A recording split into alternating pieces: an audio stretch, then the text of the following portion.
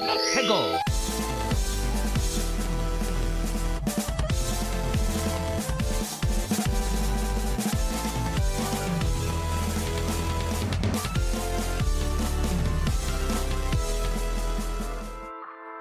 Hello and welcome to another episode of Ferret 64 with me, your host, Yemmy the Ferret.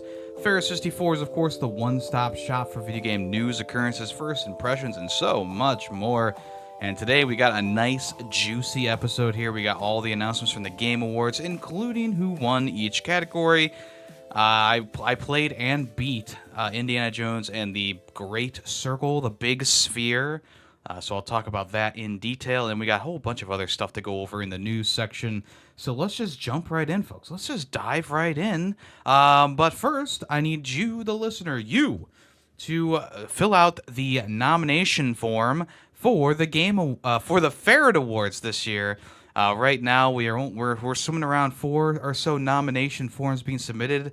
So if you want to check out the video about the nominations on the YouTube channel, there's a link in the description for the form. I'll try and remember to put it into the link down below here as well. And if you want to check it out on the Discord, there's a section on the Discord completely for the Ferret Awards that has the link there. Nominations are only available until next Friday on the 20th, so make sure that you get your nominations in toot sweet. All right. And then the voting will start, and then the Ferret Awards will happen. So until then, you can nominate your games until the 20th, and then I will make the voting sheet and release that on the following day, or probably the following day. Anywho, let's go ahead and jump right in. Let's talk about what was announced at that game showcase.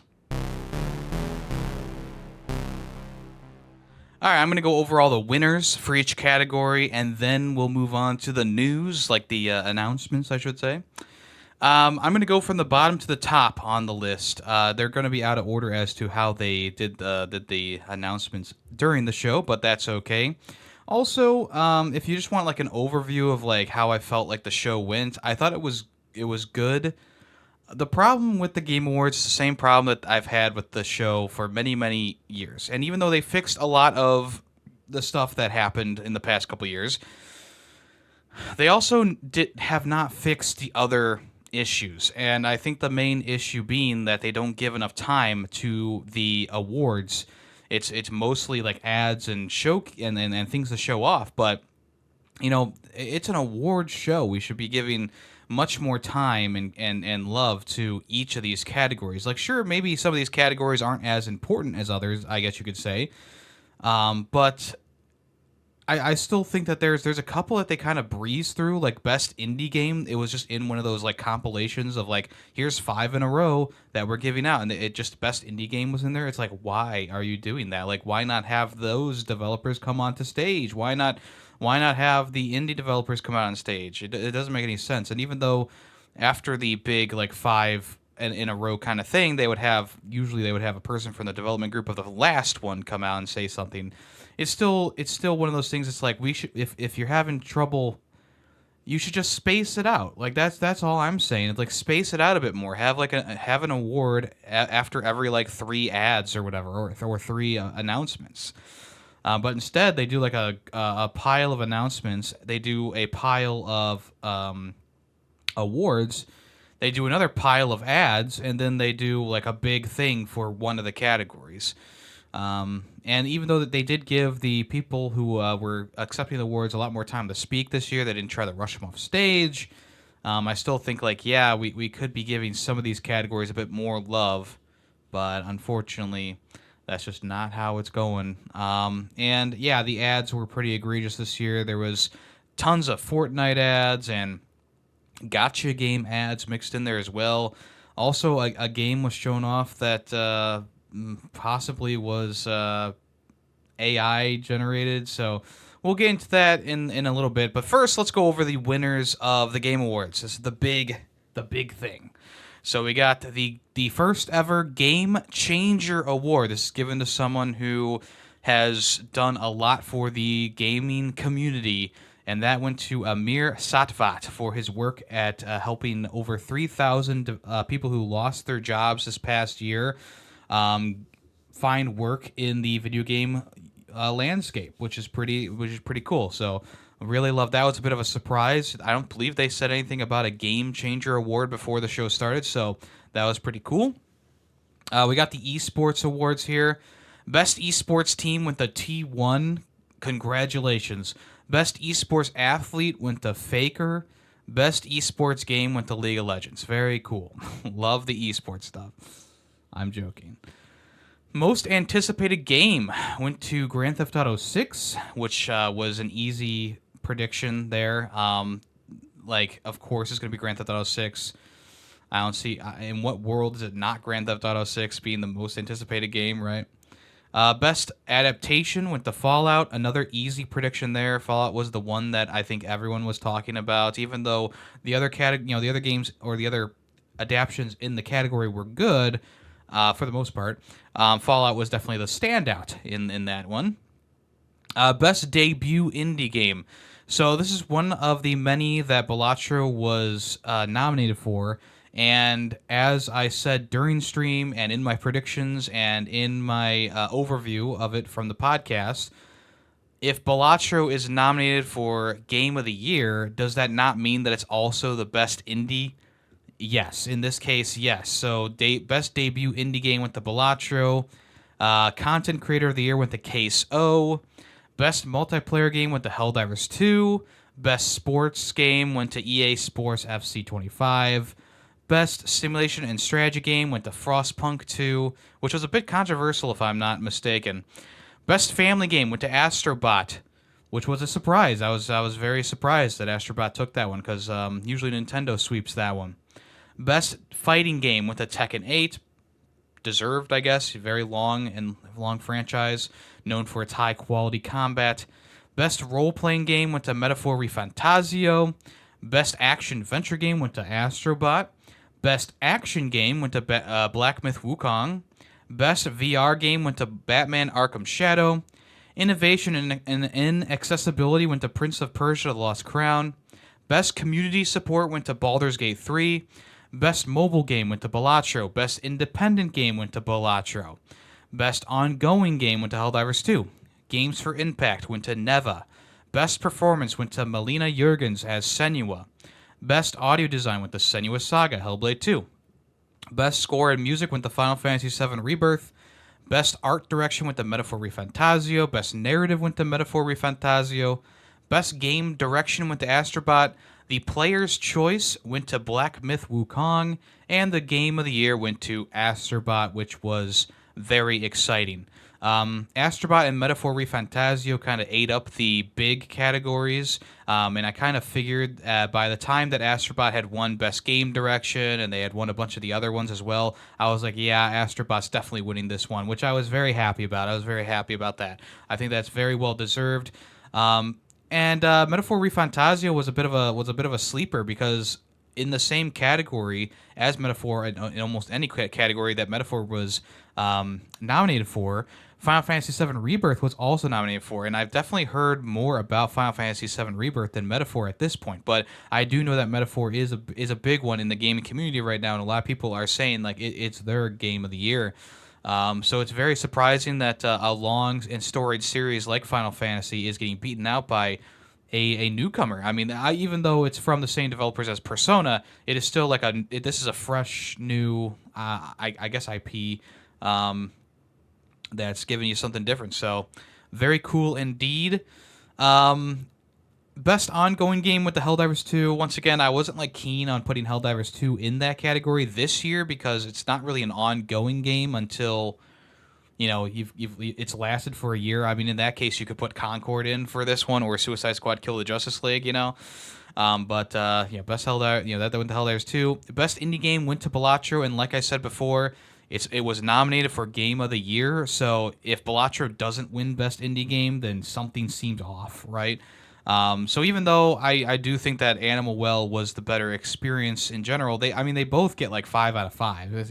It's like trying to compare gold to gold, right? It's like, do I like this gold statue of a Joker, or do I like this gold statue of a potato? I was trying to think of two things from the games. But yeah, I figured Blotcher would win both of these categories, Best Independent and Best Debut, because of the fact that it's nominated for Game of the Year. If it wasn't nominated for Game of the Year, I still probably would have thought that Blotcher could win that category, but I definitely would have been more so leaning towards Animal Well. But in this case, I mean, it was a no brainer. And a lot of I'm not upset about like any of the winners this year. The categories that I don't really care about, or I don't really have a lot of I don't really have a lot of need to care about, I guess, just due to my gaming tastes. Like even then, like Metaphor winning Best RPG, like I'm not angry about it because I don't really care about that category. But it's nice that the Game Awards, in terms of the awards, were actually pretty. Not really straightforward, but pretty nice. I don't really have any qualms about any of these winners. Like last year, I had a couple qualms about some of those winners, but this year, I was fine. I was fine with it. And I was also very happy that Shadow of the Erd Tree did not win anything. That was a big question mark this year, and they announced like a new Elden Ring like game, which I'll talk about in a minute. So like there's your Game of the Year nominee for From Software next year. That was the big joke going around. But yeah, in my opinion, like I understand the opposite side of the conversation where it's like it's a huge expansion, it's big, it's got so much new, it's got a whole new map, etc., etc. My main issue is that you need to have the base game of Elden Ring installed. You need to have played through most of Elden Ring. Then you can get to Shadow of the Erd Tree. If Shadow of the Erd Tree was its own experience, sold separately, you can play it without having played Elden Ring, then I would say yes, that is its own game. But because it is DLC, because it is extra content added onto the game, I just feel like we can let that slide. Like just put out a best DLC expansion update category like the Ferret Awards has. Then it can win something. But for the most part, I was fairly happy about the winners here, and I was very happy that Astro Bot won the Game of the Year award. So that was very hype. That was very cool. Yeah, I really have nothing else to say about the awards other than I thought it was gonna. It started out as the most controversial year. I had a lot of opinions about the various nominated games in different categories. But in the end, it didn't even matter because none of those games that I had a bit of controversial takes about or had a bit of controversy surrounding them won. So there you go. All right. So let's go ahead and talk about the announcements from the Game Awards. And we're going to be scrolling through Wario64's Twitter feed. He's also on various other social media platforms as well. We're going to start with the pre-show, of course, which had Ninja Gaiden Ragebound announced. And this is like a 2D pixel art side-scroller action game. It kind of reminded me a bit of Dead Cells in terms of some of the action, I guess, that they were showing. But this is a pretty cool revival of the old-school Ninja Gaiden look and series, so that's pretty cool. They didn't have a date for that, but I think it's coming out next year possibly. Also, a game called One Move Away, which is like this this game where you put boxes inside of your car or van as you're moving. This is coming in 2025. You can sign up for the demo at playonemoveaway.com. I thought that it looks kind of goofy. Like it's almost like unpacking, except you're packing. It's a little bit less chaotic moving out scenario. So that looked kind of fun. One of the bigger things was Slay the Spire 2 is coming to early access in 2025. This is a big anticipated game here. They showed off some gameplay. There's some new characters, some new monsters to fight. I thought that this looks really, really good. But there's also some returning faces that you already know and love. But yeah, that's coming to early access in 2025. Pretty cool. Dave the Diver is getting a new In the Jungle update or DLC. I think it's a DLC. It's coming late 2025, so they probably just started working on this. So essentially, the characters from the game put on their safari gear and they go to the jungle where obviously you're probably going to hunt for fish and critters inside of the various rivers as Dave. And I'm sure there'll be plenty more new animations and a whole bunch of different things to do in the jungle. So that's pretty cool. Really like that. Thick as Thieves had a trailer. This looks like a cooperative, almost like Dishonored type game where everyone's trying to get like a single item. This is probably going to be like a multiplayer only experience, a PvP only experience per se. I'm sure that you work or maybe work with your friends at times, but yeah, I mean the trailer looked fine. I don't know if it's going to be something that I'm going to be interested in, but that's coming in 2025. A Shadow Labyrinth. Now this is a pretty crazy one. This is a Pac-Man game, which don't let your mind deceive you. It looks nothing like a Pac-Man game. Essentially, you play as like this character who has like a Pac-Man looking orb next to them, and it follows you around and does stuff with you. It kind of looks like it's set up like a Metroidvania. This was a very bizarre thing, and it don't like, if you haven't heard, the Pac-Man from the Amazon Prime series, Secret Level. It's kind of like a weird take on Pac-Man, right? And this is also like a bit of a weird take on Pac-Man, definitely changing it up a bit. There's a joke going around that it's giving off like that Xbox 360 era remake of old classics vibes, right? Like you had your Bomberman getting a new vibe, you had Bionic Commando and stuff like that, all getting their own new look. But yeah, kind of a weird one. That's coming in 2025. A game called Steel Paws, which had a very nice trailer, but it is a mobile-only game, and it's also a Netflix game, so you can play it on Netflix. They didn't show any gameplay for it. The trailer itself looked fine because it was like this anime style, like very crisp and clean animation. A game called Midnight Murder Club. This actually looks kind of fun, but it also looks like it's going to be very, like, one and done type thing. Like, you play it for a couple hours and you're done with it. Essentially, you play in teams of 2, and it's a first-person shooter.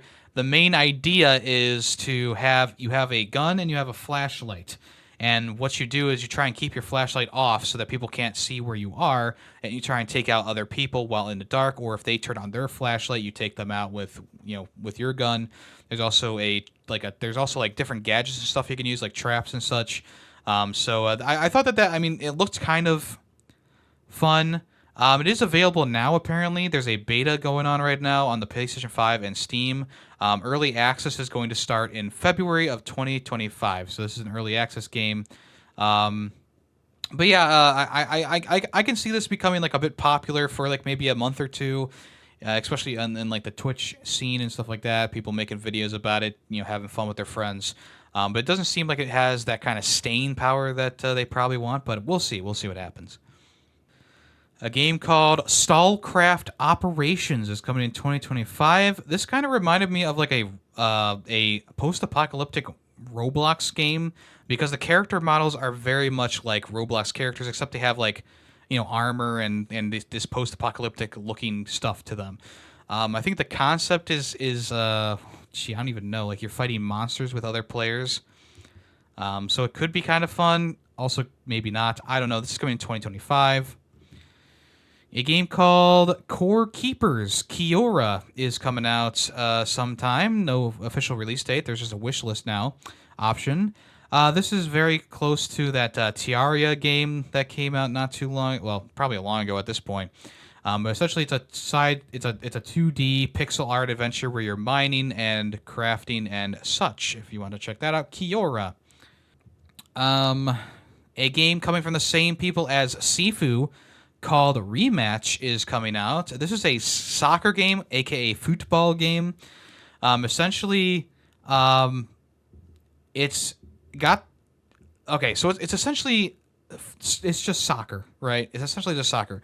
The reason why I'm actually interested in this is because the creators of Sifu had such an intricate system with the body movement of that character.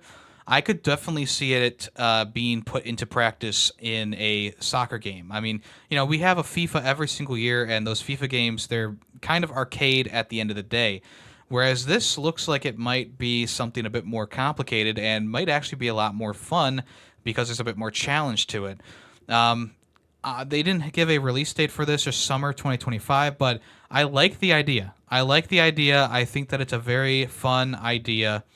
We'll see more about it in the future, but I actually don't mind this at all. And I'm not that big into like football or soccer, but it could be quite a fun time. And also, like, they had like these environments that you were playing soccer on that looked really cool. Like there was a jungle scene, there was a space scene.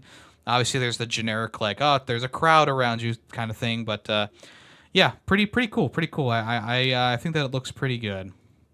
All right, the big thing. Well, I guess before that, during the best performance, Troy Baker and Todd Howard came out on stage, and then boom, they opened up the big, I don't know, movie theater doors, and Harrison Ford walks out, and they had like the Indiana Jones theme playing and all that.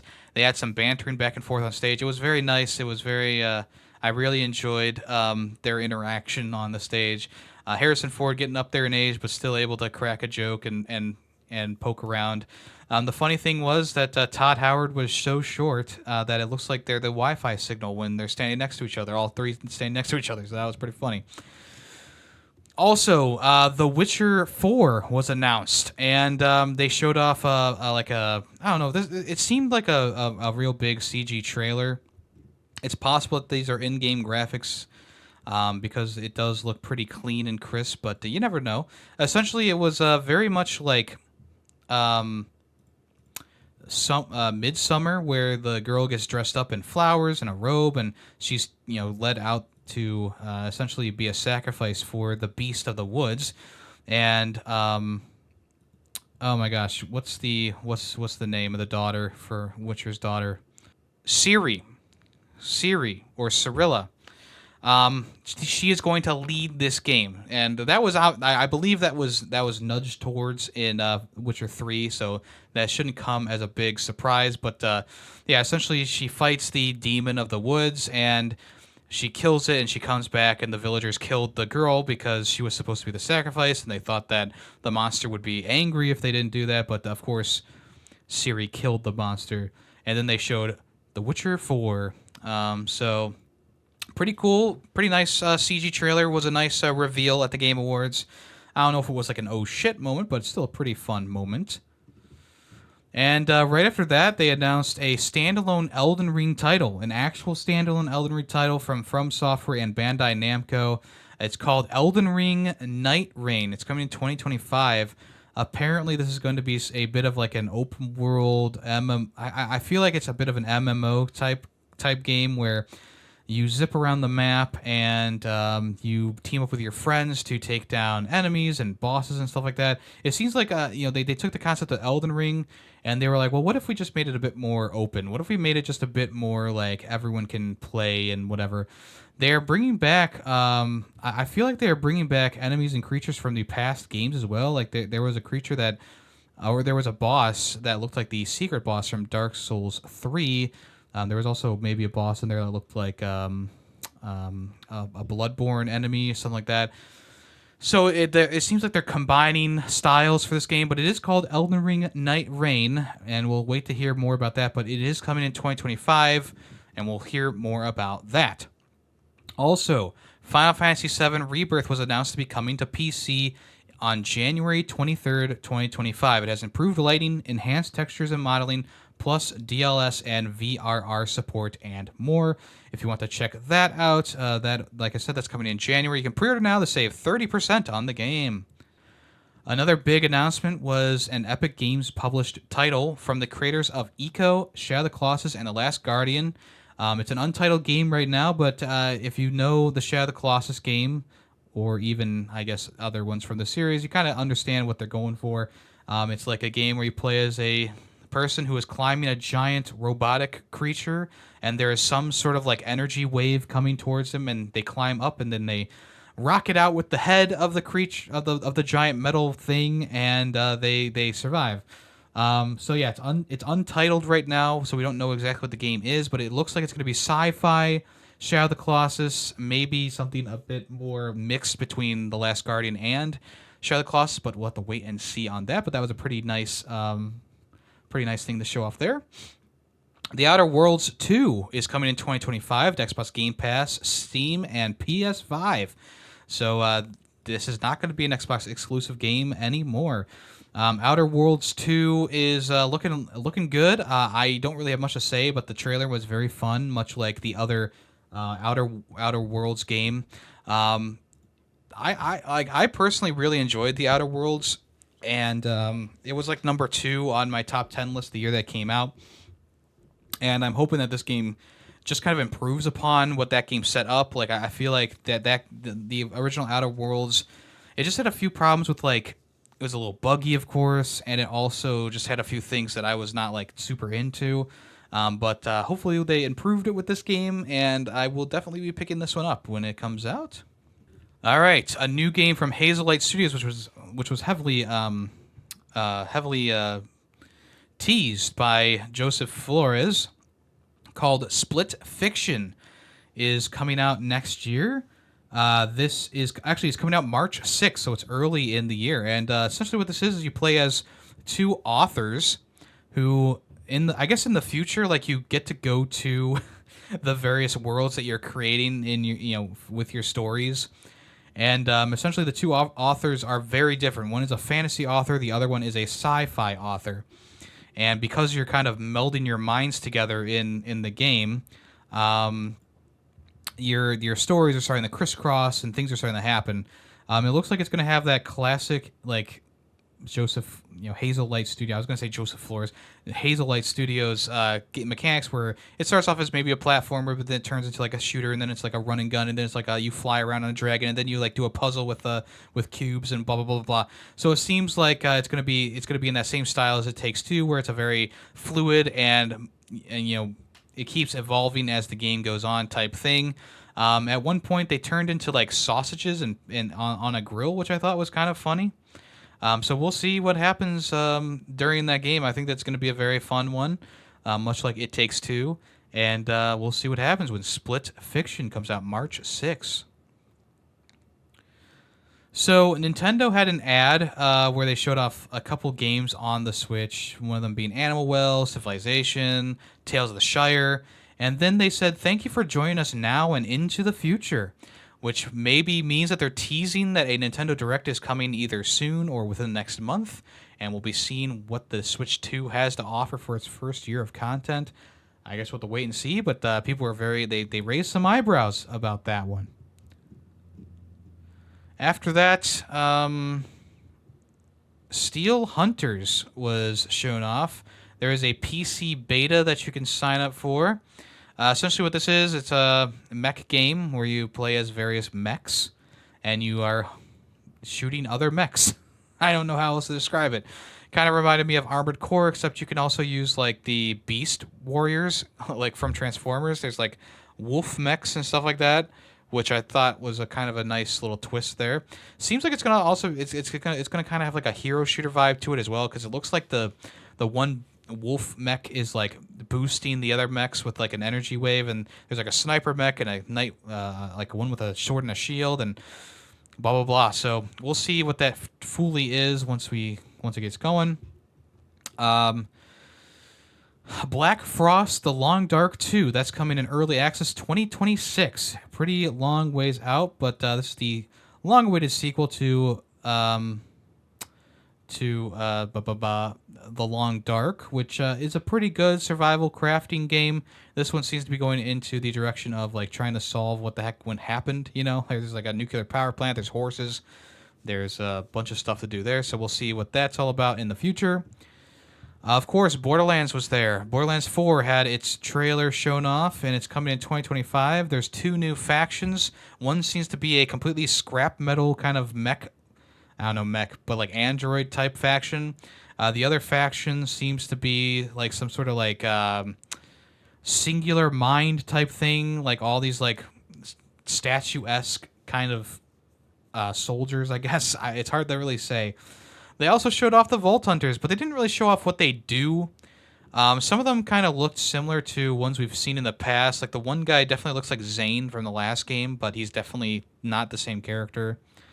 But all 4 of the characters probably going to be fun to use. I'm sure. We'll see what their powers actually are. The one definitely looks like a siren. She has like that tattoo artwork on the side of her body. So the one's definitely a siren. The one guy is like big and beefy. I'm guessing he's going to be some sort of melee support character. The one guy who I was saying looked like Zane, probably going to be like a bit of a wild card character. That's how they usually do with the 4th ones. And then the one girl, she maybe is like a tech kind of person. It's hard to really say without seeing them in action. You didn't really see much in the trailer. But the one thing that was kind of... as a Borderlands fan, a person who likes Borderlands, I played all of them, and I enjoy most of them. This new graphic style they're going for, I was hoping they were going to kind of shift back to more of the cel-shaded style look, but they didn't do that. And then also, like, they obviously... How do I put this in the words? The loot is one of my issues with the 4th game as well. If you know, you know. I guess that's all I gotta say. I'm not really sure how to describe my feelings about that, but there you go. All right, there was a big announcement for Tekken 8. Clive Rossfield of Final Fantasy 16 fame is joining the roster of Tekken 8. And he has all his moves that you would expect from a guy who can control Ifrit. And they just kind of showed him coming onto the field and beating up one of the characters from the game. And then, they said he was coming December 16th. There's 72-hour early access for, I guess, people who bought the season pass or whatever. So kind of a cool little add-on there. A new Virtua Fighter is in development. This is one of the games that Sega announced was getting a new game in the series after so long, but Virtua Fighter is back, and they didn't give a date for it, but there is going to be a Virtua Fighter Direct on December... When? December 13th, so it already happened, so I apologize. I missed it. But, the gameplay, I mean, they didn't really show much. There was, like, a little bit of gameplay here and there. I don't think this is going to be as good as, like, Tekken, but we'll see what they do with it. It's nice to see the series coming back, though. A new project from Gotaku is called Project Century. When it really started out, it kind of reminded me of, like, a Yakuza game or like a Dragon game, but it was something completely different. But essentially, you're playing in that time in Japan where the Western culture was merging with the Eastern culture. So you had people with, like British style, hats and stuff on, while also having, still having like swords and stuff, but also having like revolvers and stuff, and having like train cars and trolleys and stuff like that. So it's a time period that is not often explored, but we have had a couple in the past. I don't know, this past year or so with Rise of the Ronin, and I think that like a Dragon Ishin also came out recently. So I mean, it looks good. There's some like supernatural power that you have as well. So there you go. All right, Saber Interactive announced Turok Origins, a new game in the Turok series. This is coming sometime in the future. The gameplay itself looked fine. It kind of reminded me of that Ark game. I'm not like, I don't know, I'm not like super crazy about the way that this game looks. It looks like a generic third-person shooter, but with like dinosaurs. I don't even know what they like. I guess they were dinosaurs, yeah. But yeah, there you go. Turok Origins. Check that out if you want to. Helldivers 2 announced their new faction. This is a long time coming. The new faction is called the Omens of Tyranny, and it's essentially like the Reapers from Mass Effect, where they kind of steal stuff from other cultures. So like a lot of the regular enemies in the faction is just brain controlled or like machinized humans, right? They also showed off like these big walkers that kind of reminded me of The Day After Tomorrow. And then they also showed off a new vehicle that you can drop in, which is like this Jeep that has a machine gun on it, which is pretty cool too. So if you want to check that out, so yeah, essentially it's aliens. The third faction is aliens. So that's a pretty cool. I don't know if it's going to make me want to reinstall the game at this point, but still a cool reveal nonetheless. The developers of Warframe came out and they said, we don't know what Warframe is anymore. And they showed off a trailer that was pretty bizarre. It's called Warframe 1999. And essentially it's you like go back and forth in time and between realities, I guess. It's hard to say. And you do stuff in there. So if you don't know, Warframe started out as like a Destiny, almost like a Destiny clone, or maybe even like a Destiny inspired game. And it kind of has just evolved into something crazier and crazier as it went on. And right now, Warframe 1999 seems to be the most craziest. It's available right now. You can play it for free. Warframe 1999. Hot off the tails of their recent lawsuit, Palworld has a new update called Faybreak. It's out on December 23rd. I believe it adds some new weapons, adds some new pals, some new environments. So there you go.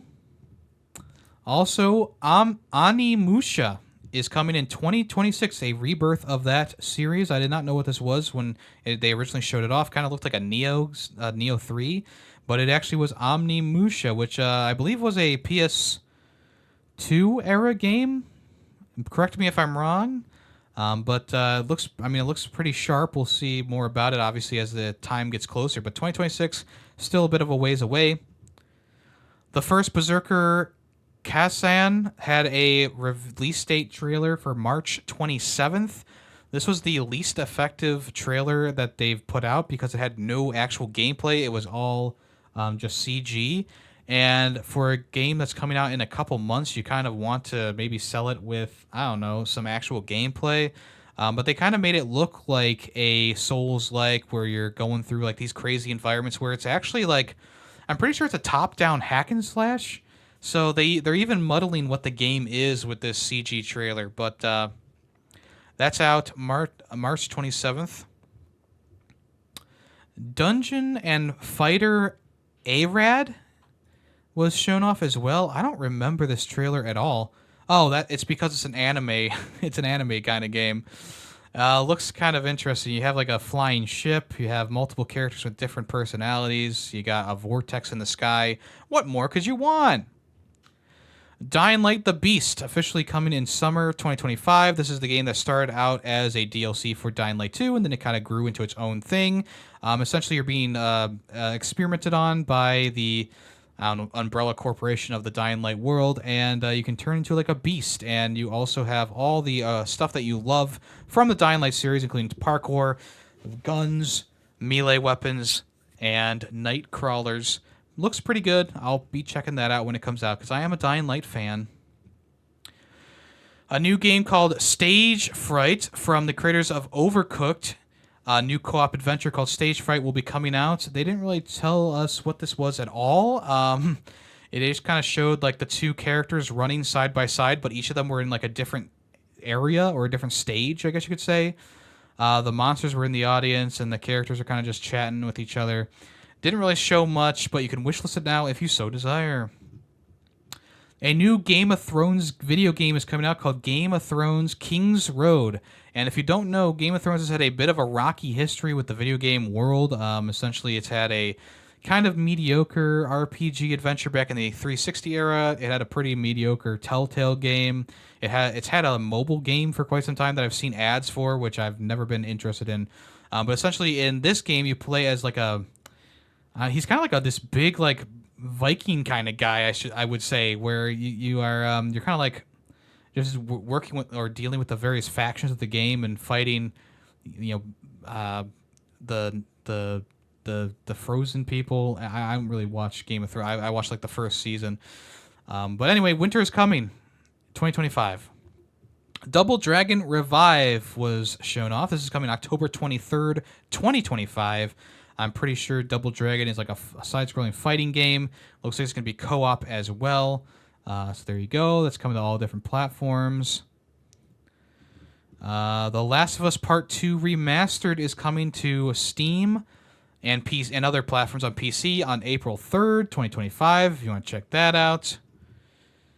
A game called Screamer has been announced for 2026. This looks like a car racing game, not much shown off there. Den of Wolves, a game from the same creator as Payday 1 and 2, and I believe also GTFO. That's coming out sometime in the future. It's essentially Payday, except it's kind of like sci-fi-ish, I guess. It looks pretty good. Didn't get a release date for that or a time frame, but I'm guessing probably 2026 for that one. Sonic Racing Cross Worlds was announced. So we got a new Sonic Racing game. And yeah, essentially it's called Sonic Racing Cross Worlds. Not much else shown off other than cars, portals, etc. There you go. They didn't give a release date for that. Mafia: The Old Country has been confirmed to be coming in summer of 2025. This looks pretty good. It's like Mafia in Italy, obviously. It's the first Mafia game in Italy, and it looks pretty good. I'm excited to check that out. A game called Dispatch, which features voice acting talents from Aaron Paul, Jeffrey Wright, Laura Bailey, Jacksepticeye, Moist Critical, Alana Pierce, and a few others. The Thought Squad. This is like a Telltale style adventure where you play as a superhero who it's almost like The Incredibles, where he has like a normal day job, right? And he doesn't want to be a superhero, but essentially the superhero, or no, wait, I'm sorry. I'm wrong. He dispatches heroes to these like events. So he tells people where they go. So the main gist of it is, though, it's like a Telltale adventure where you're trying to get back on your feet as a hero, but they give you this job as a dispatcher. I thought a cooler idea would be like 911 dispatcher, except you're the superhero guy, and that's the whole game. This seems to be more of a Telltale story adventure, which I'm sure is probably still going to be good.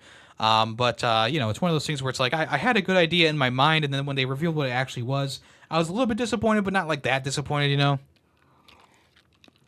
But hey, game developers out there listening, do that. That would be pretty cool. One of the final announcements was an Okami sequel, which I was very excited for. It started off looking like Ghost of Yotai, and then all of a sudden the dog materialized, and you're like, oh, this is Okami. Are they doing I thought it was a remaster at some point, but it's an Okami sequel. So we're finally getting the a sequel. I guess there was an Okami 2, so I guess it's just another sequel.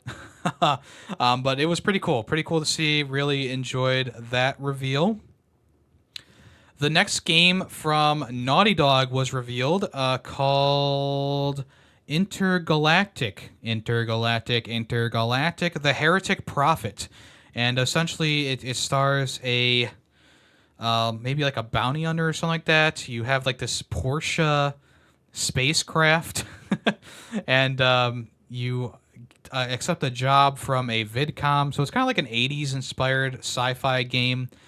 And I was really into this trailer for quite some time until it turned out to be like a third-person action game with where you have like this energy sword.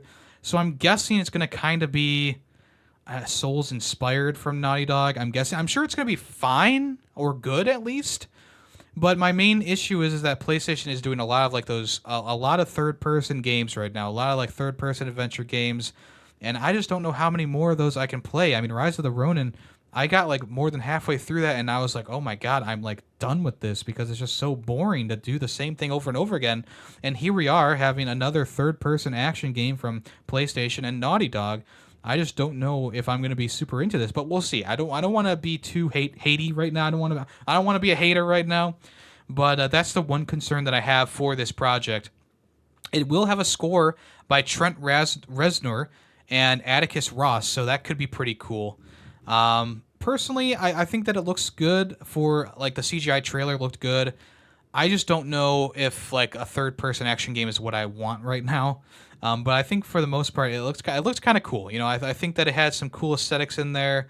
It had some nice things going on. The graphics looked good, but obviously it's a CG trailer, so who knows? A lot of people are complaining that the character at the beginning of the game, the beginning of the trailer, was using the razor the wrong direction or whatever. Which, I mean, if you're gonna criticize anything, I guess that's like the easiest thing to criticize is the use of the razor in the wrong direction. They're shaving in the wrong direction or something like that. My only like counter to that is like, well, she was pretty much done shaving her head anyway, so maybe she was just touching up a little bit, right? And I sometimes hold my the razor the wrong direction just to touch up an area or something like that. I have weird hair, like the sides of my hair goes a different direction than the back, so like when you're shaving up and down, it doesn't always get the sides. So I have to come back through with the razor the wrong way. I don't know. It's not that big of a deal to me, but some people were making a bit of a stink about it. But yeah, that was the last reveal for the night. It was a pretty nice reveal, sure. I'm just a bit concerned about having another third-person action game from PlayStation. It's just one of those things where I'm like, I don't know how many more of those I can play right now. We just have had so many, and PlayStation just kind of seems to be stuck in that rut of like, it's a third-person action game, it's a third-person action game, it's a third-person action game. It's like, but where did the variety in PlayStation go? I don't mind that these games, because they're really good games at the end of the day, right? It's just I want something a little bit different. If we could just get something a little bit different from the norm, that'd be great. But we'll see how it is when they reveal more about it in the future. All right, let's go ahead and move on to what have I been playing this past week. All right, obviously the big thing from this week is Indiana Jones and the Great Circle. This came out in early access on like Friday of last week, but I didn't get to play it until like Sunday of this week. And I was okay waiting because even though I was very excited to try this out, I was still a little bit apprehensive about it being in first person. Luckily, after the initial sequence in the game, I got used to it pretty fast, and it didn't really bother me at all through the rest of the experience. There was a couple times where it's like, oh, I wish I could, just kind of see Indiana Jones doing something, right? But I didn't mind the first-person perspective for the most part, but there were moments still that I was like, okay, I would have liked to see this in third person or whatever, but I wasn't, like, super annoyed with it, right? One of the cool things about the game is the tutorial for it is essentially almost like a one-for-one recreation of the opening scene of Raiders of the Lost Ark. It kind of goes through all the basics of the game, including movement, whip usage, finding notes, and doing puzzle solving. It was a pretty good like introduction to the game in general. The only thing that they didn't really introduce was the melee combat, which that was introduced with the next section of the game, which was where they revealed the giant breaks into the school, and he steals an artifact from the school. It's like this cat mummy, and Indiana Jones is like, I really love that cat mummy. I thought that was such a cool thing. And he gets so obsessed with finding the cat mummy and going after the giant that he disregards his teaching job, and he runs off to the Vatican City, to hunt down the giant and try and find his cat mummy. And while you're in the Vatican, it's in that time period where the black shirts were taking over and Mussolini was rising to power, and he was kind of in power. And so you have to dodge around the black shirts and the fascists in Italy, and in the Vatican City, and then that's pretty much the gist of it, right? You start off with the Italians and the Vatican City and Mussolini, and you're kind of like working your way up to the Nazis, who are in the next section, who are in like Cairo, Egypt, and they're like excavating the stuff around Egypt, and essentially in that section you're fighting pretty much exclusively Nazis at that point. And then in the third section, you go to Saigon, and you're fighting fascists again, but there's also Nazis mixed in. So there's three main sections to the game: the Vatican City, Egypt, and Saigon. I enjoyed Egypt and the Vatican City a lot. I was very much enjoying my time with those areas. The Vatican City, I think, is the first and the best of the three areas.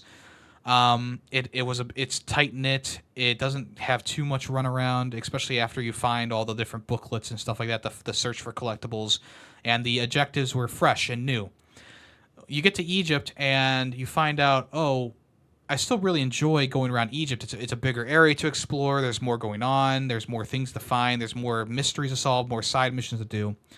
But then you also find out that, like, okay, the collectibles are the same. You find medicine, you find the ancient artifacts, you find a uniform to do the boxing ring, and you also have like the archaeologist and his intern. Essentially, you need to save them again. And I was like, wow, this is really just like the same thing again, but with Egypt. And I was fine with that for the most part because it was a bigger area and there was more to do, and the side missions were a lot more interesting. Well, maybe not interesting, but a lot more intricate than in the Vatican City. But that's the thing. I love the Vatican City section so much. It was tough to just see them copy and paste a lot of that stuff again, like the medicine and the collectibles. So that was one thing that kind of was like, I was a little bit worried because it's like, well, if we go to the next area and it's the same thing, I'm going to be kind of annoyed. And unfortunately, Saigon came around, and even though it's a different aesthetic entirely and there's a different way to get around the area, it was the same thing again, where you find a uniform to do the boxing ring, you find the medicine to help the people, you find the artifacts to unlock a secret thing at the end of the game. Like, there's just there was a part of me that was like, why? But there was also another part of me that was like, what? How can we do the same thing 3 times in a row? And the other thing that I really didn't like was how you traverse in the third area. It's all on a boat and it's waterways. And I thought that was going to be kind of cool to begin with, but once you find out where all the different collectibles are, because you buy the little booklets from the salespeople, you go, wow, this is going to be a lot of like parking the boat, get out of the boat, get back in the boat, call the boat to a different dock. I could foresee it becoming just a very tedious thing. So I skipped all the collectible finding in that third area because I just knew it was going to be that annoying. But the nice thing is that the third area is the shortest of all the areas. There's like 3 main missions, and then you go to the next area. Not even. I think it was like 2. There was like the opening sequence where you get there, and then there was like a mission where you find gold, and then another mission where you go to a temple that's kind of halfway underwater, and then you leave. So it was at least a short area, but it was my least favorite of them all, which did kind of put a damper on the experience. But it did it obviously came back around for the final sequence. It's not like the only thing about the game are these open areas. Essentially, there's like these smaller sections where you're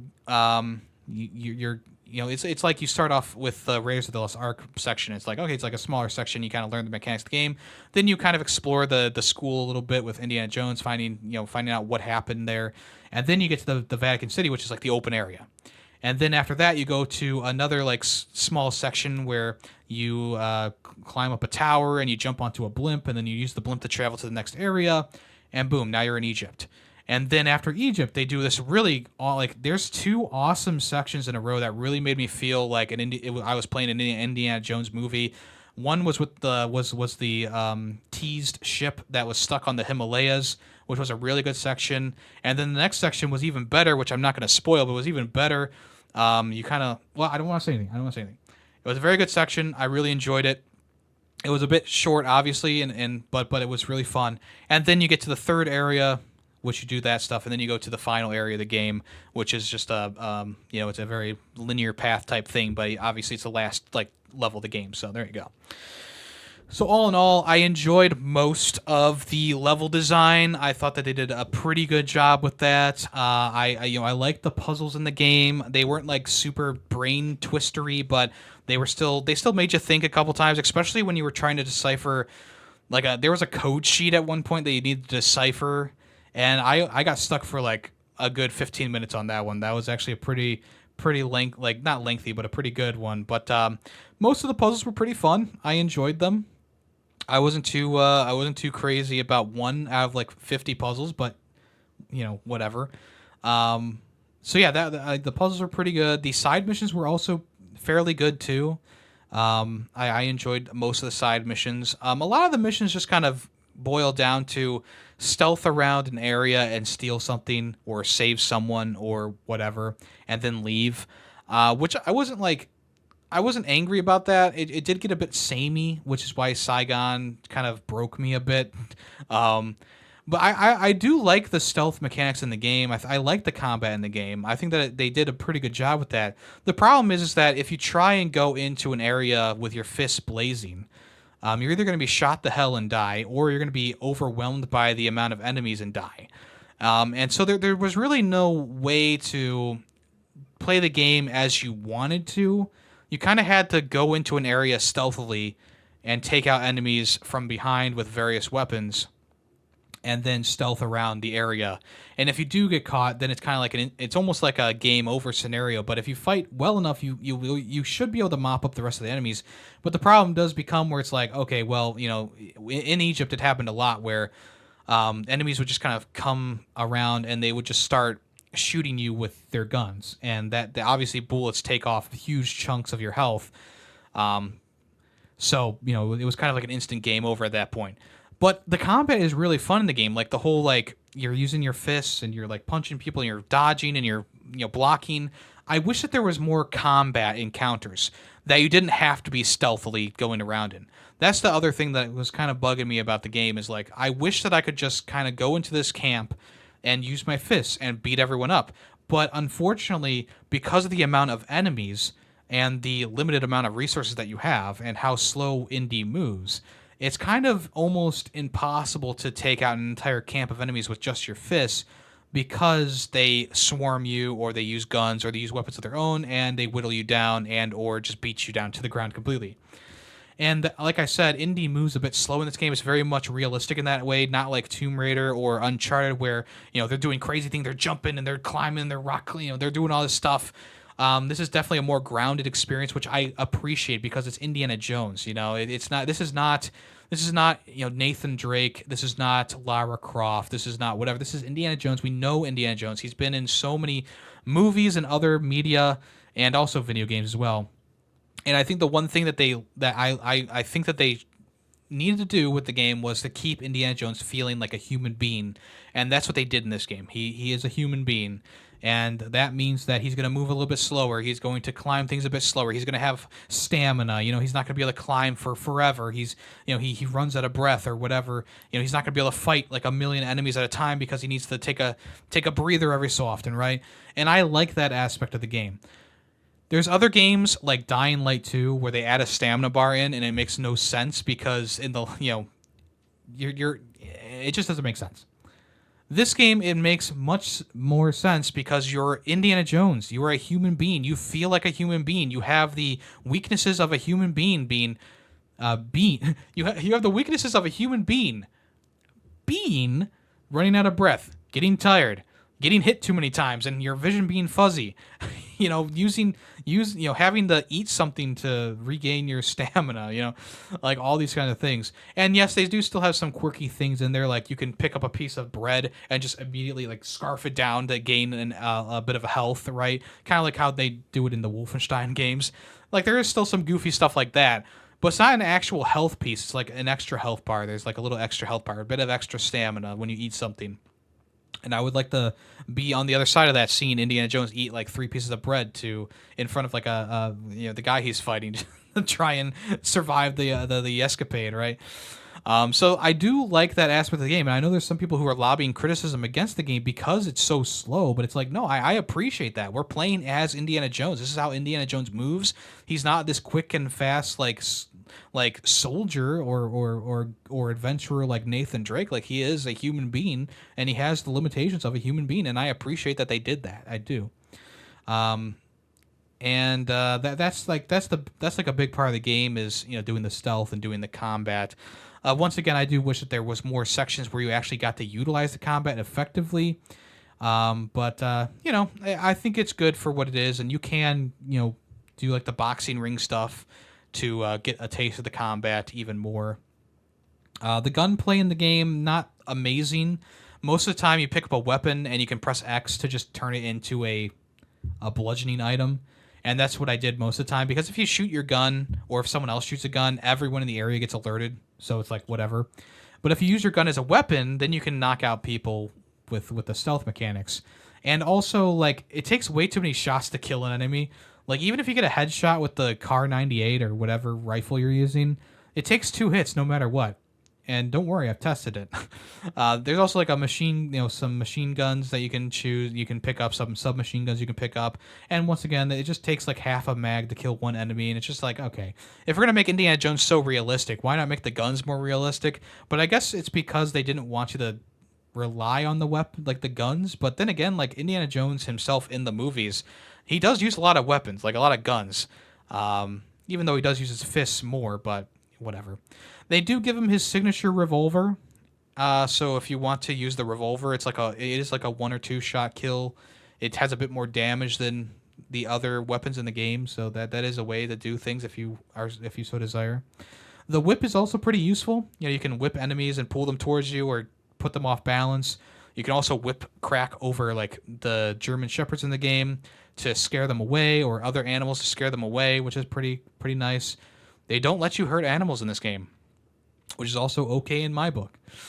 Yeah, I mean, all in all, it's just a good experience. It's a good Indiana Jones experience. It's not a great Indiana Jones experience, but it's a good Indiana Jones experience. I hate to use this terminology, but it does make you feel like you are in an Indiana Jones movie. Like it's not perfect, but it does make you feel that way for a good chunk of it. The only times that it does kind of take you out of it is just how much stealth you do in the game. I feel like in the movies, I think Indy like barely stealths around. Usually he's just cracking people over the head, over the skull with something. Yeah, I was also like hoping for maybe a more. Well, I guess there was a lot of bombastic sections in here, but maybe I was hoping for maybe something a bit more like from the movie where like you're on trucks riding around. But then again, I feel like if they were too inspired by the movies and putting stuff in there like that, where you're jumping around trucks and stuff like that, maybe it'd be too close related to the other things that happen. So I do like that they mixed it up, gave them some original stuff to do, some stuff that they have never done before. Obviously, if you're going to compare this game to the movies, you got to place it somewhere in like the rankings of just Indiana Jones stories in general. Obviously, I really like Raiders of the Lost Ark, and The Last Crusade is also very, very good. Right below that would be Temple of Doom, and then the other 2 movies. Dial of Destiny, I would probably put Dial of Destiny above the Crystal Skull. And the Great Circle would probably fit right below The Last Crusade. I think I would put it right there in terms of like story, like the story of it, and the bombasticness of it. So there you go. That if that's what you want. Other than that, I don't really have anything else to say other than like maybe a bit too like samey throughout the game. But the main missions really do make up for that, and the side missions also make up for that as well. I thought that a lot of the side missions were very fun. Also, the random mysteries and puzzles you can come across were also very good too. It made me want to do them, unlike other games where it's like, oh, should you want to do this side mission where you follow this person around for 5 minutes and then it's done? No. But do you want to go inside this tomb and solve a small puzzle and get an item? Yes. Yes, I do, Indy. Yes, I do. So in the end, I gave it a 4 out of 5. I thought it was a great Indiana Jones IP usage. I thought it's the best Indiana Jones game we've ever gotten. And I know there's not a lot of competition for that, but it is the best Indiana Jones game that we have ever gotten. Is it worthy of, I don't know, being the greatest Indiana Jones property? No, but it is still very good. I still like a lot of what they did. Would I have preferred third person? At this point, it doesn't really matter to me, but I think that a third person game would have maybe been a bit better because you could not just because you don't really see Indy in the game, right? While you're playing the game, but it would be nice to have Indiana Jones be fully modeled and you're running around as Indy. But the first person I didn't mind it at all. I thought it was fine. I thought that it worked with the game. Would I have preferred third person? I think I would have preferred it, but like I said, after I got past the Raiders of the Lost Ark sequence and the tutorial sequences, I got used to it very quickly, and I didn't really mind it at all. Another fun thing that they put into the game was taking pictures with the camera that you get during your stay at the Vatican, and I enjoyed that. There was some random photo ops and you could take pictures of things and get some hints for some puzzles if you're struggling. I enjoyed that aspect. Also, I totally forgot to mention, in the game, Indy has this notebook, kind of like an Uncharted 4 and other Uncharted games, where you open up the notebook, you can see like the various adventure.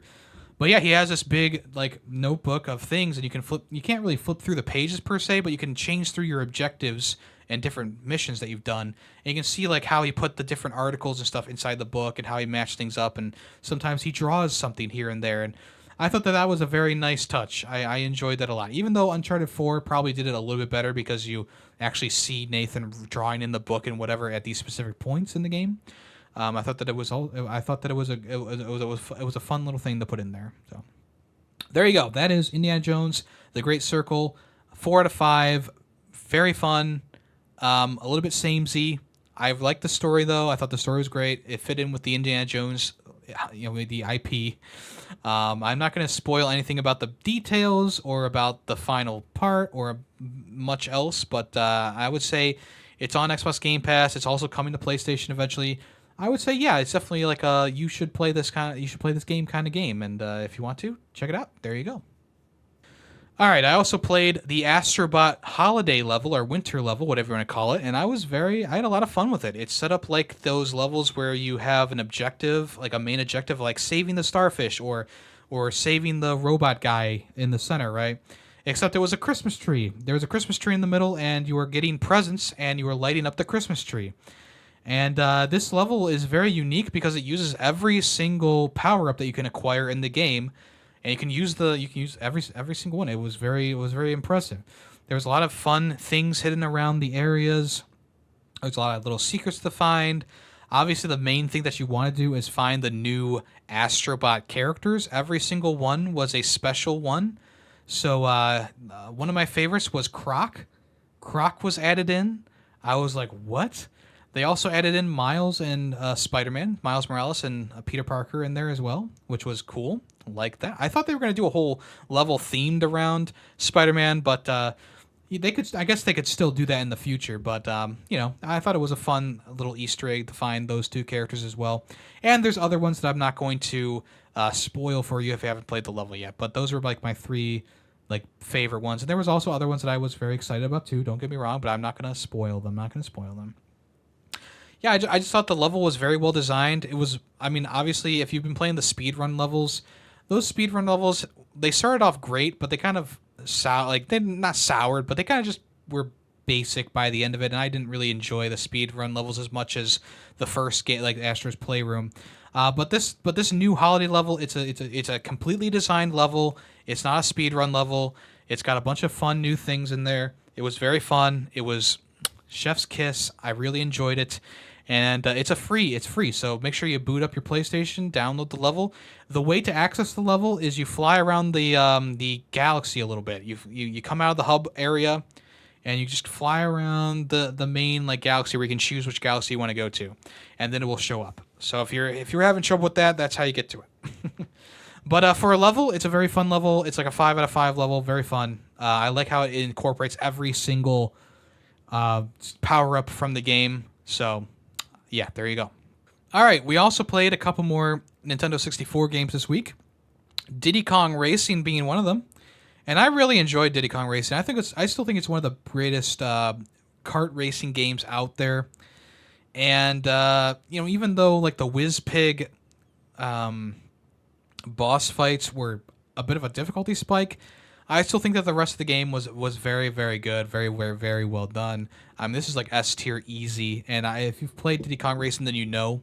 There was a DS version of this game, which was not as good in my opinion, but the original N64 version is very good. They should definitely bring this game back for the NSO service. That would be amazing. What else to say? I mean, it's a kart racing game where you use karts, planes, and hovercrafts, and they all are different in control scheme wise. There's power-ups to use, and you can upgrade your powers by going through the same colored balloon again, which is so nice. So you start off with you go through a red balloon, and it gives you like a regular like shot, like the Koopa shell. And then you go through another one, it's a homing shot, and then you go through another one, and you get 10 rockets to shoot off. So that was cool. I liked going through the racetracks again and getting the silver coins. I thought that was a fun way to kind of give it a little bit of replayability, but also a new objective for getting the final boss fight of the area. The boss fights were pretty good. The only one that was super annoying was the Whizpig one. That was the one that I found the most annoying. But it's like, of course, it's the final boss fight. Of course, it's going to be annoying. And then there's also like a whole slew of secret racetracks that I didn't even know about that I got to do this time around, which was awesome. That was so much fun. So I really enjoyed my time with this one. It was such a good nostalgic experience, but also was a very good experience in general. The game played well, and I have no real criticisms about the game other than the little bit of a difficulty spike for that initial Whizpig boss battle. Everything else was perfect, was great. So S tier for sure, maybe even the greatest of all time. But I'm gonna leave it an S tier for right now. We also played and finished Wave Race 64, which was a bit more of a challenge than I was expecting. I went into it kind of going like, oh, it's Wave Race. You know, I played this back in the day when I was a kid.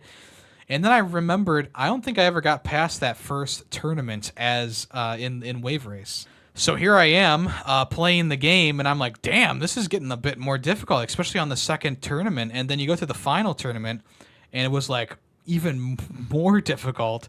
But eventually, you know, you tweak your jet ski a little bit. You choose your racer wisely, and you get the dub in the end. And then there was a secret tournament that popped up, which was all the tracks in backwards, which I thought was really fun too. I enjoyed that a lot, going through the tracks backwards. So really, it's a really great racing game, pretty unique one. I mean, how many jet ski racing games are there besides from Wave Race 64 and Blue Streak? So very cool, very very unique, very enjoyable. I believe I gave it like a 4 or a 3.5. I'll probably put it in like the B tier, maybe even the A tier. I gotta think about it a little bit more though. Fun time, enjoyable, and it's definitely a classic. This one's available on NSO if you want to try it out. That version is also pretty good too, so I don't really have any complaints about that. And then I also finished Sumoman, which we started in November. We started in November. We battled we did a speedrun race against Talos, and I ended up winning that race by a very narrow margin.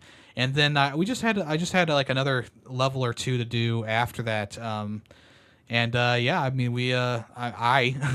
got through the rest of the game. I really enjoyed Sumoman. I think it's a good like B tier type game. It's goofy. It's a bit wacky. The concept is, of course, insane, where you're playing as a sumo man and you're going through these puzzling platforming situations. And there were some pretty tough levels in there, but nothing compares to that final level. Was just very confusing, very tough. But yeah, I thought there was a pretty gradual shift in difficulty as the game went on. I enjoyed my time with it. It's on Steam for like $10 or even $5. I think it's definitely worth playing. It was just a goofy, fun time. I enjoyed it. All right, let's go ahead and move on to the final part of this podcast, which is what's in the news, and we're gonna do what's coming soon. We're just gonna combine the two for this one. So let's go ahead and jump into that. All right, to start it off, the PlayStation Wrapped is available right now. It was down for quite some time. It originally was supposed to release on like Tuesday last week, but it ended up being all the way until the 12th on Thursday that you could actually see your PlayStation Wrapped. So you had to wait a little bit. The Steam Wrapped comes out next week, I'm pretty sure, or the week after. I don't remember. One of those weeks. So we'll talk about that in the future. But my Wrapped, I had a little bit less time on the PlayStation this year. I knew that I had less time on the PlayStation this year just because I booted it up once in December so far, and there's also some time where I just kind of wasn't really playing on the PlayStation because a Game Pass game came out or whatever. But I still had a fair amount of games played and time played on the console. So let's go through that. So I had 75 games in total played this year, 684 trophies collected, 503 hours total, and 81 hours playing in multiplayer. My top game of the year was Neo, which makes sense. I was playing that for like 4 months inside of the year for streaming purposes, and I did really enjoy my time with Neo. I thought it was a very good game. That's my PlayStation Wrapped. A lot of people shared their raps in the Discord. So if you want to share your rap, you can do that in the Discord. Also, thank you to everyone who shared their Spotify raps as well. It's always fun to see, my podcast, Fair 64, be on the top of other people's Spotify rap. That was very cool. Thank you so much. All right, People Can Fly has canceled multiple projects and laid off a lot of employees. In a statement on Twitter, they said, important update. Today we made the very difficult decision to reduce our self-publishing strategy by suspending Project Victoria, scaling down our team project on Project Bifrost, and restructuring some of our support teams at People Can Fly. We are deeply saddened by the fact that this situation means suspending or parting ways with more than 120 talented aviators, colleagues who we have enjoyed having as part of our team. This action became necessary as external market pressures persisted beyond our forecast. The video game market is still evolving, and we have to adjust with where things are today. We are redoubling our efforts with new work for hire. Oh my God. They chose a really small font for this. Hold on. We are redoubling our efforts with new work for hire engagements and focusing on the development of a single independent game. We believe in our teams, their games, and their potential, and we remain extremely committed to continuing that journey, but we need to tailor our plans to our financial capacity. We are deeply grateful for the contributions of every team member impacted by this turn of events.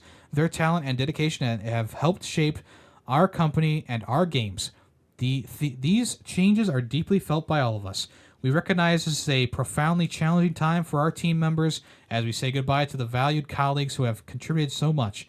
We are focused on supporting those impacted during this transition, providing them with resources and assistance to navigate this change, and we equally commit to caring for those staying who are managing the challenges of losing coworkers and friends. Our priority is to approach this moment with the compassion and to ensure our team feels supported as we work together to build a stronger future. In this hard moment, our decision to excellence and our dedication to excellence and creativity remains as strong as ever. For everyone who loves what we create, we will not give up on our dreams. So that comes straight from the CEO, who had the unfortunate business of firing people or laying people off. And it's just another group of people who are losing their jobs this year. I feel like this year in general has been just one of the worst for layoffs. I mean, we saw it within Xbox, PlayStation, and all the big companies, and now we're seeing it in the smaller companies as well. These independent studios who are self-publishing their games. So hopefully, the people who are affected by this, they find new work in their field, and hopefully, People Can Fly can keep working on. They said that they're essentially putting all their resources into one game. So hopefully that one game can take off for them. The last game that they made was Outriders, and that was a bit of a flop, if I remember correctly. I mean, I enjoyed enough of the game, but it's one of those games that was a never-ending experience, and I just don't like those kind of things. So hopefully they come out with something pretty cool that sells well. Along the same lines here, the developer of Life is Strange Double Exposure, Deck 9, is also having to lay people off. About 20% of the workforce is being laid off in this restructuring that they announced back in February, I guess, but now it's fully come through. So today on their Twitter account, they said, "Today we are sad to share the news that we must say goodbye to some of our talented team members.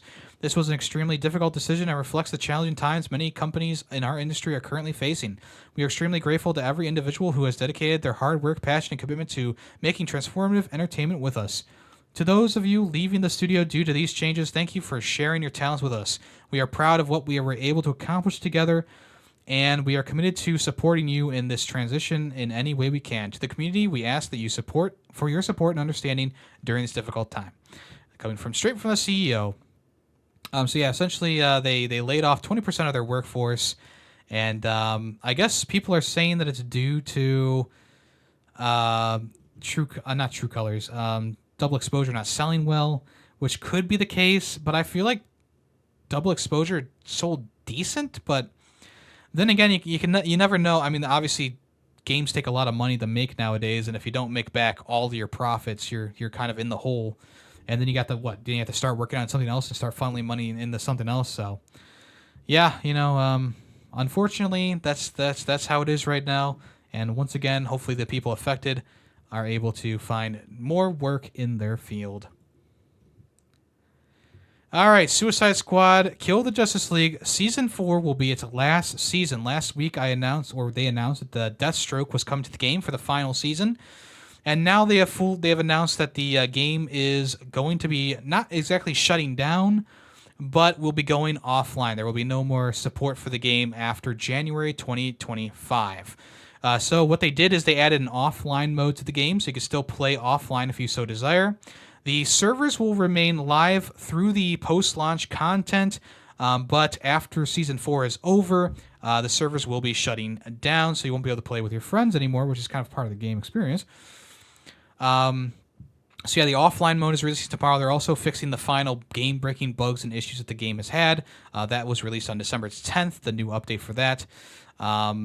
You also will get all the post-launch content with this final update as well. So if you want to replay any of the seasons or any of the content, it will all be available to play on offline servers. So, yeah. Like I said, Deathstroke is coming to the Suicide Squad Kills the Justice League. They announced that last time, and I thought that it was a pretty good addition. He's apparently a speedster character, which is the first one of the game. Even though Captain Boomerang has some speedster ability, Deathstroke is like an actual speedster, which I think is like a good idea, I suppose. But the problem is that it's maybe a bit too little too late. Essentially, Deathstroke should have probably been like the second or first character that they added because he's a very popular character. He's also been on the Suicide Squad as opposed to a lot of the characters that we saw being added to the game. Even though I didn't mind like who was it, Mrs. Freeze being added to the game and whatever, I still think that Joker was like the wrong direction to go for the first dropped character. I think that Deathstroke should have been number 1, Joker should have been number 2, and then so on. But I don't know if that would have saved the game in general. But yeah, what do you want? A lot of people are saying Suicide Squad Kill the Justice League, one of the worst games of the year. I personally enjoyed my time with it. I know a lot of people had problems with like the story and stuff like that, but I was like, yeah, it's like a villain story, right? Like, of course they're gonna kill the Justice League. It's in the name of the game, right? But people didn't like that they killed and they were like disrespecting the heroes in the game. It's like, well, I kind of feel like it's par for the course because they are bad people. Like, of course they're gonna shit on the heroes and stuff like that. The main thing too was that it didn't like with the events of the game. It didn't seem like the characters you were killing were the actual, Justice League. People suspect that Brainiac was cloning the Justice League, which is why the Flash has his finger back when you see him again, or it's why blah, blah, blah. So take that with some solace that they didn't actually kill the Justice League. They killed like the clones of the Justice League, allegedly. Maybe. We'll see. Maybe this final season will finally explain that. But yeah, that's Suicide Squad Kill the Justice League. It's had some of the deepest discounts yet. I think it's like $10 for the base game right now. So if you want to at least check it out. I thought that the combat was fun, and I thought the main gist of the game was fun. It's just, unfortunately, it is one of those games where it's a bunch of content that repeats over and over and over again because it's a live service game. And after you're done with the story, there's really not much to do outside of that other than replay the various mission structures and go and do like raids and stuff like that, which is not like the most fun thing in the world, but yeah, whatever. All right. Some developers are deciding not to share release dates until Grand Theft Auto 6 has at least a launch window. Right now, Grand Theft Auto 6, we're not sure when it's going to be coming out, but a lot of developers are saying that they don't want to commit to any release date for 2025 until GTA 6 decides to tell us when it's going to be coming out. If it's not coming out until 2026, then they'll probably just start releasing their games in 2025 anytime. Obviously, fall is the main like area that people are expecting GTA 6 to launch in. So a lot of developers are like, well, maybe we'll release our game earlier or later, depending on when GTA 6 comes out. So this is a bit of a funny thing. Obviously, GTA 6 is probably going to be the biggest game launch in history. That's what everyone is predicting, and I'm inclined to agree with them. This is the gaming, like in the past when Grand Theft Auto came out, those were also big gaming events, right? we've had much less games from Rocksteady throughout these years, but whenever Rocksteady does do a game nowadays, it's always a big event. And GTA 6, after the great success that GTA 5 and its online mode has been, this has been a big anticipated thing. So we'll see what happens in the future. But right now, the main news article is that studios are so afraid of this big release that they don't want to even put their games near Grand Theft Auto 6 release window at this point. So we'll see what happens. All right, the Talos Principle is returning with a remaster. It's called the Talos Principle Reawakened. And it's more than just a remaster. This is coming in 2025, and it's going to add some new content to the game, along with obviously a new paint job. They're updating the graphics. In the improvements section, they said graphical improvements, new top brand assets and environments, enhanced lighting, textures, environmental design that'll breathe new life into every corner of the game, alongside modernized quality of life updates that maintain the vision of the original classic. There is a new content drop as well, a new chapter in the game called The Beginning, or In the Beginning. This fresh edition explores the origins of the simulation and the challenges of its first test, adding new layers to the game's philosophical and narrative depth. The remaster is also going to include its own puzzle editor, letting you make your own brain teasers. This is a robust tool that empowers the talented modding community to build unique worlds and challenges, fostering creativity and ensuring a thriving future for the Talos Principle, which is also very, very cool. So if you don't know, the Talos Principle as a series is really great. It's a great puzzle series. The first game is really good. The second game is even better, which is crazy to say, but it is even better. The DLC for the Talos Principle 1 was good, and they're adding a new update to the game, which is also very nice as well. So I don't believe they said when that's going to come out. It's just going to come in 2025. I'm guessing it's going to be sooner rather than later. And if it's got a physical edition, I'll definitely pick that up. I actually don't know how, but I missed this game during the Game Awards talk. There was a game called Catly that was shown off at the Game Awards, and I guess it's actually better that I didn't talk about it because this is the big news out of it. So essentially, the trailer was like these cats, and they had you could like change their eyes, and you can make their home, blah blah blah. The problem is that there is a big concern that this game is made with AI, or at least the trailer was made heavily with AI. And the reason behind that is one of the final scenes has a human being in the frame, and it just looks very AI generated. Same thing with like the designs of the cats and stuff like that, and the motion of the cats. Obviously, it's very crisp and clean, but it seems to be very AI generated. And the big hot topic is that people went behind the scenes and sifted through this developer's history, and the developer really does not have a history, and the people who are the creators of this game have direct ties, in quotations, to AI, cryptocurrency, and NFTs, along with blockchain gaming. So people are convinced that this is not going to be a real game. It's either going to be a gacha game, or it's just a game that they got onto the Game Awards somehow. Jeff Keighley didn't do enough research on this one, and they just kind of put it out there, and I don't know why. A big troll job? I don't know. But Digital Trends tried to reach out to the developer named Super Authenti to confirm if they were using AI or not, and the PR representative decided to decline comments. That's also very concerning. I think the biggest concern is that Jeff Keighley allowed Catly to be shown off at the Game Awards. They put out a tweet saying, "Oh, pre-order Catly, wishlisted on Steam," and yet it seems like it's an AI game. It literally looks like an AI generated game. And even though the concept is a good idea of having cats and putting them into your home and customizing the cats and customizing your character, like that's a good idea. The problem is that there seems to be no love in this game at all. It's just if it's all just AI generated. So that's the main concern right now about the game, and about if it actually even is a game in general. I suppose we'll wait to hear more about that. But if the developer is not going to come out and say like, no, there's no AI usage at all. If they're not going to come out and say that, that's probably the biggest concern for me, is that they're not expressly being like, no, there's no AI. at least make a statement, like say that there's not AI if there's no AI, but it seems like they are using AI. So yeah, just a concerning thing, I guess, something to keep an eye on. All right, some better news. The Yu-Gi-Oh! Early Days Collection, they have officially announced all the titles for the game, which we knew a couple of these, but here are some new ones in here as well. And they are Yu-Gi-Oh! Duel Monsters from 1998 on the Game Boy. Yu-Gi-Oh! Duel Monsters 2 Dark Duel Stories from 1999 on the Game Boy Color. Yu-Gi-Oh! Monster Capsule GB, which was released in 2007 on the 2000 on the Game Boy. Yu-Gi-Oh! Dark Duel Stories from 2000. This is the Japanese version. Also was released in Europe and Japan, and Europe and United States on Game Boy Color. Yu-Gi-Oh! Duel Monsters 4 Battle of the Great Duelists from 2000 Game Boy Color includes online battle support. Yu-Gi-Oh! Dungeon Dice Monsters released in 2001, 2003.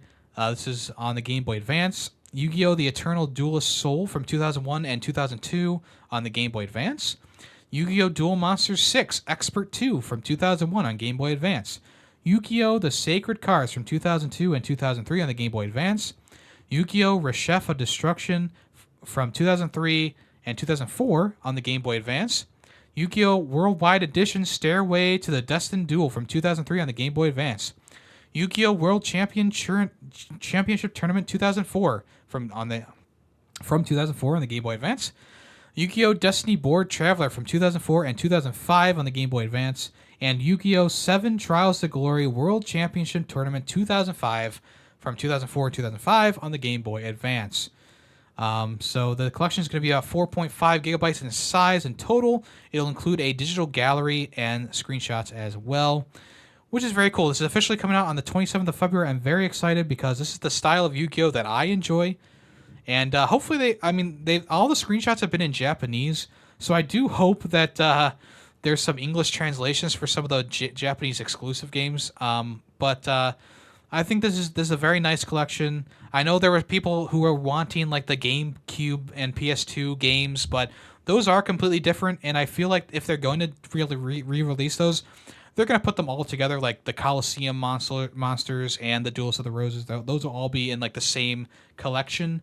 So, I mean, if this sells well, I could see more Yu-Gi-Oh! Games coming back.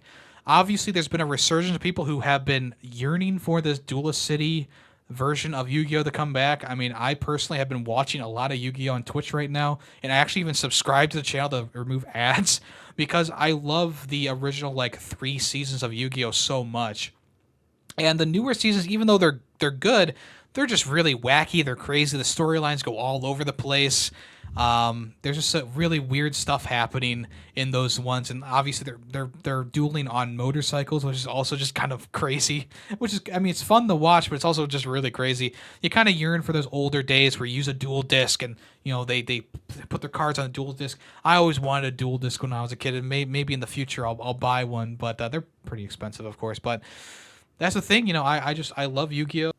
I love the old school Yu-Gi-Oh! You know, I love the old stuff. You know, not a lot of text on there, simple and easy to understand. You know, regular monsters and special monsters. You know, I just love this stuff. And they recently put out the retro packs, and I bought a pack of those a box of those. They come in boxes of 4. And yeah, I mean, all these cards are like ones that I would use when I was a kid. Like, there's ways to make dual strategies. So it's just one of those things where it's like, I love the old school Yu-Gi-Oh! And I know there's a lot of people who also love the old school Yu-Gi-Oh! And to have it come back in this way is a nice step to seeing more of the old school stuff. And they did release speed duels pretty recently. Like, I think it was like 2 years ago that they started, showing. They started having that speed duel stuff come out, which is fine. But there's nothing like that original Yu-Gi-Oh!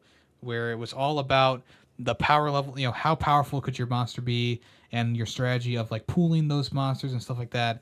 It was just so much fun. So anyway, I'm very excited for this, and I can't wait for the 27th of February. I pre-ordered it back when they first originally announced it, so I've been pre-ordered for a while. All right, Nintendo has expanded the Game Boy and the Nintendo Entertainment System libraries with 2 more games, one of them being Tetris on the NES, and the other one being Tetris DX on the Game Boy Color. These games are available to play right now if you want to check them out. There was already a Tetris for the Game Boy that was on there, but now the DX version has the color and all that stuff, and also the NES version of Tetris is available now too. In the video announcement, they had the original creator, Alexei Pashinov, give the special message to all his fans. He said, "I'd like to thank you all for all the fans around the world. You guys are part of the Tetris legacy for the past 40 years and into the future." It was cool to see him in the video, and he was also playing the game for a little bit. But yeah, the original version of NES Tetris came out in 1989, and Tetris DX came out in 1998. So there you go. And the DX version includes the multiplayer mode as well, so if you want to play with your friends, there you go. All right, the 12 PlayStation Plus and Premium games have been announced. They're arriving next week. Obviously, we already knew about the Premium games being Sly 2 and 3, and also Jak and Daxter. The other Premium game is Star Wars Tales from the Galaxy's Edge on the PSVR 2.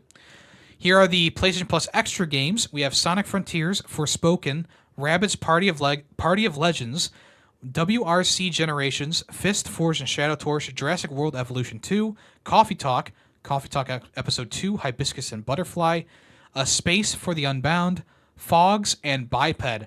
This is a pretty good collection of games. Sonic Frontiers is obviously a pretty good Sonic game. Forspoken is a open-world JRPG-inspired game. People didn't really like it because of the writing. I personally also thought the writing was a little bit bad, but the gameplay was fine.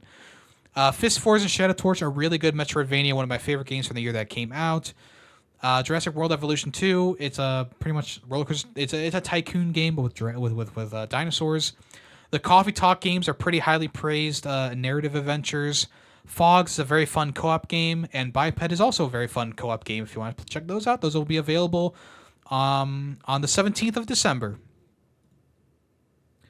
Also, Nintendo has added some a new soundtrack to the the Nintendo Music app from the Nintendo 64, and actually it was Wave Race 64. I did not know that Nintendo was going to put out the Wave Race 64 soundtrack, but on the same day that I streamed Wave Race, they released the soundtrack, and I was like, Talos mentioned that to me, and I'm like, holy crap! I didn't even know that they had released that on. I was just planning to play the game, you know. So there's 32 tracks in total. That is a runtime of 36 minutes. The title tracks are the title theme, options, watercraft selection screen, Welcome to Dolphin Park, Championship Opening, Sunny Beach, 1996 version, Sunset Bay, Drake Lake, Marine Fortress, Port Blue, Twilight City, Glacier Coast, Southern Island, 1996 version, first place finish, second place finish, third place, fourth place, no placement, retired, game over, race results, 2-player versus finish, time trials and stunt mode finish, final lap, championship ending, fourth place, third place, second place, first place, Sunny Beach 1997 version, and Southern Island 1997 version. So when I check out any of those soundtracks on the Nintendo Music app, go right ahead. They're available right now. I really enjoyed the soundtrack for Wave Race. I thought it was a very good soundtrack, and if you want to listen to it on your own time, now you can sit back and relax and listen to that. Speaking of music, let's go ahead and move on to What's That Song? Everyone's favorite part of the podcast, where you guess the song name and the game that it came from. If you know those two things, then leave a comment either down below or on Spotify now with the name of the song and the game that it came from. I will give you a heart and a congratulations on YouTube, and on Spotify I can't really do much for you, but I'll do a congratulations anyway.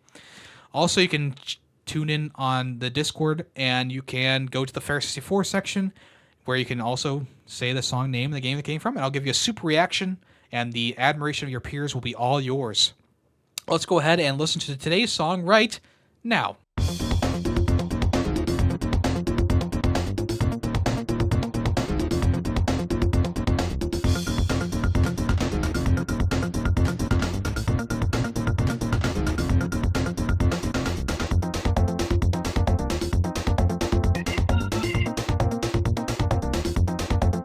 All right, if you know the song name and the game that came from, let me know in the places that I told you to. Thank you so much for listening to this episode of the podcast. I really do appreciate that. Fair 64 is one of my favorite things to do every week, and here we are, almost at the end of the year. We're in December again, folks, and it will soon be a new year. Who knows what awaits? I do know what awaits, though. the Ferret Awards. If you want to nominate games, make sure you do that before the 20th of December. That is when the awards are cut off at midnight that night. Also, don't forget to tune in for the voting, which will be announced next week at this point. So just tune back in here, and I'll give you all the nominated games and what you can vote for, and the form will be available for that as well. Also, my Game of the Year stuff is coming up, my top 10 list, so be on the lookout for that. That'll probably be the third week of January is when I usually do that, so stay tuned for that as well. If you want to check out anything else I do, it's all at Yemmy the Ferret, whether it is on YouTube, Twitch, etc., Twitter, etc. We stream on Monday, Tuesday, Thursday, and Saturdays right now. We are playing through N64 games. We are trying to make it through Jet Force Gemini right now, and I'm having a bit of trouble, but we'll see if we continue that on Monday. Also, if you want to check out the other podcast I do called Film Freaks with a Z at the end, we talked about Jingle All the Way in the latest episode, if you want to check that out. All right, folks. Thank you so much once again for listening and or watching. If you could leave a like on YouTube and a comment, I would really appreciate that. If you could rate the podcast on Spotify and Apple Podcasts, I would also appreciate that as well. Thank you so much, all. Have a great rest of your day and or weekend. I'm Yemmy the Ferret, and I'm out of here. So long. The Ferret 64 podcast is owned and edited by Yemmy the Ferret. Small sound clips used throughout the podcast were made by Yemmy the Ferret. The song in the intro and outro is Nightshade by Adhesive Wombat. The Ferret 64 logo was made by Player2P2. News sources include PushSquare.com, NintendoLife.com, and PureXbox.com. All opinions, video game related, are my own. Thank you for listening.